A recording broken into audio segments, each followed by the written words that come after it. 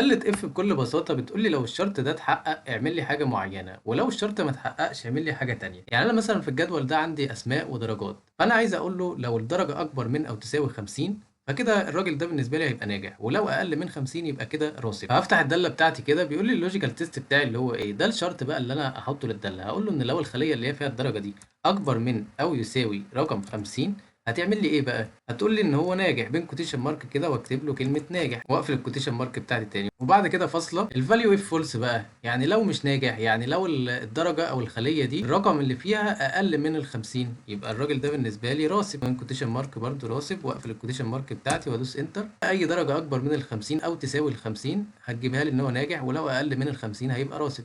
ولو خليت مثلا اي رقم كده يساوي ال 50 نفسها هيجيبوا لي ناجح، عشان انا في الداله قلت اكبر من او يساوي. ولو عايزين شرح اكتر بالتفصيل شرفونا في القناه، وهسيب لكم لينك شرح الداله بالتفصيل في الديسكريبشن. ولو عجبك الفيديو ما تنساش اللايك والسبسكرايب. سلام عليكم.